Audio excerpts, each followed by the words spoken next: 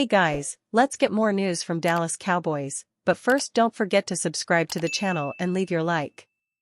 5 Cowboys players lead current Pro Bowl voting. Not too long from now, the NFL's annual Pro Bowl games will take place at Camping World Stadium in Orlando, Florida.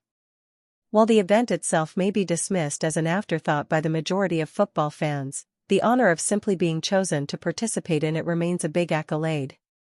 Results from Pro Bowl voting are coming in, and per John Machota, 5 members of the Dallas Cowboys are leading everyone at their respective positions in balloting.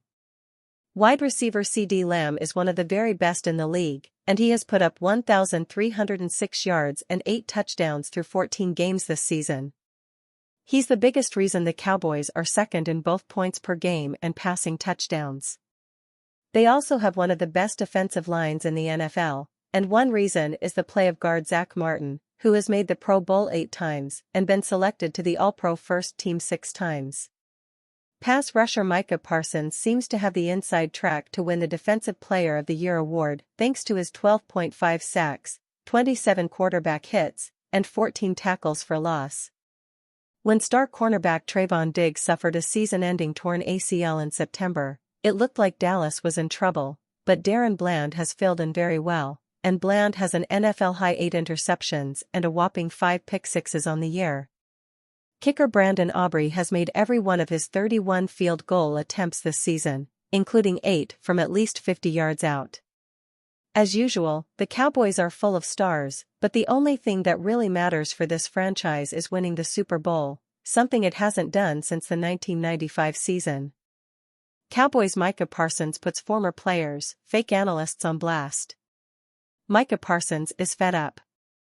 The Dallas Cowboys star pass rusher took aim at what he called fake analysts for their criticism in the aftermath of Sunday's 31-10 shellacking at the hands of the Buffalo Bills. "Everyone just waits for the Cowboys to lose," Parsons said on his podcast, The Edge with Micah Parsons. "I saw multiple analysts, people who are fake analysts, who somehow got jobs on TV, saying, 'There goes your boy, oh there he is, that's the person we've been waiting for.' It's almost to the point where it's almost sick. Former players are waiting for other current players to fail, so they have something to talk about. It's not even to just get into names, I feel like at this point you kind of know who you are. There are many former players, and sports debate shows on television that Parsons could have been singling out. However, former All-Pro tight end Rob Gronkowski offered what may be the most scathing criticism of the Cowboys, when he suggested immediately after the game on Fox that Dallas is not a mentally tough football team.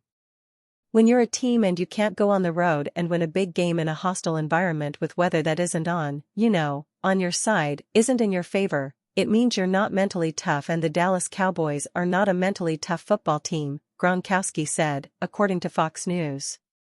That being said, it has been shown last year in the playoff.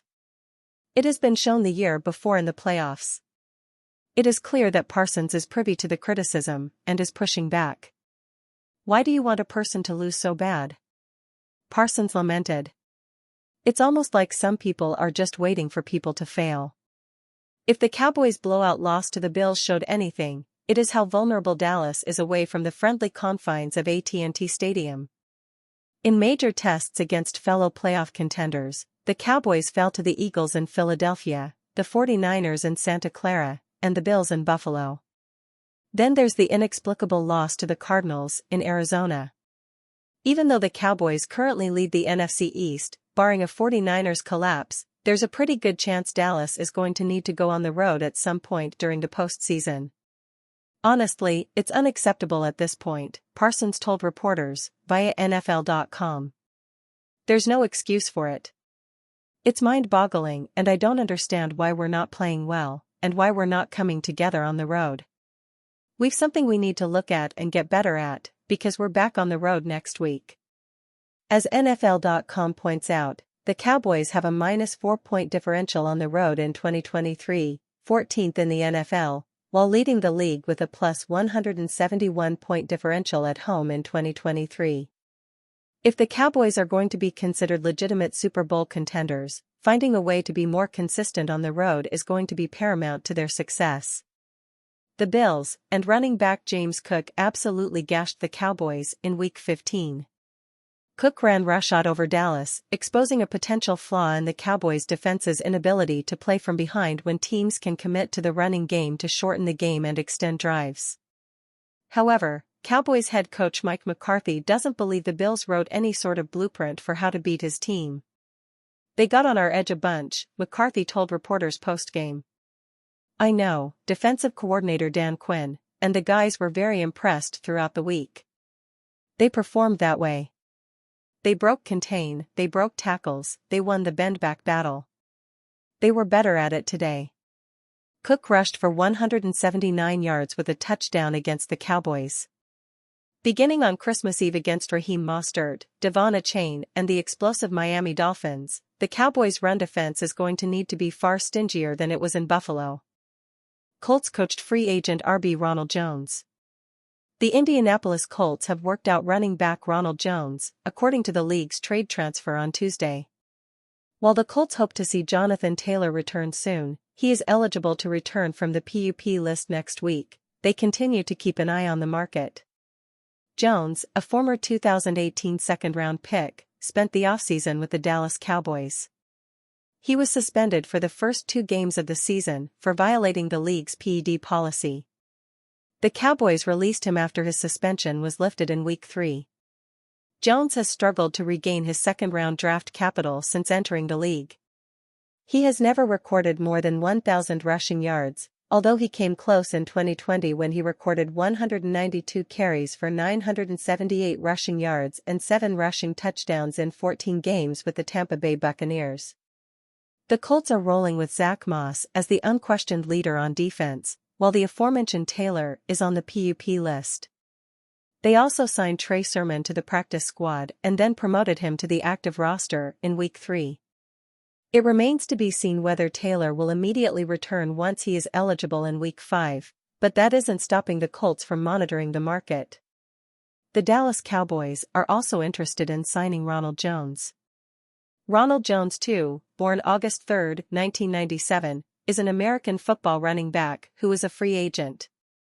He played college football at USC, where he finished his college career with over 3,600 rushing yards over 3 seasons before being selected by the Tampa Bay Buccaneers in the second round of the 2018 NFL Draft.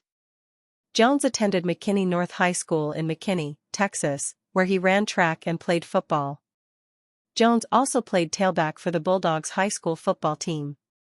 He was rated by Rivals.com as a 4-star recruit and in 2015 was ranked as the 4th best running back and 40th best player overall. Jones committed to the University of Southern California, USC, to play college football. Jones played college football at USC under head coaches Steve Sarkisian and Clay Helton. As a freshman in 2015, Jones recorded 153 carries for 987 yards and 8 touchdowns to go along with 7 receptions for 39 yards and a touchdown in 14 games and no starts. As a sophomore in 2016, Jones recorded 177 carries for 1,082 yards and 12 touchdowns to go along with 11 receptions for 76 yards and a touchdown in 13 games and 6 starts. And you fan, what do you think of the Ronald Jones situation? Leave your opinion in the comments.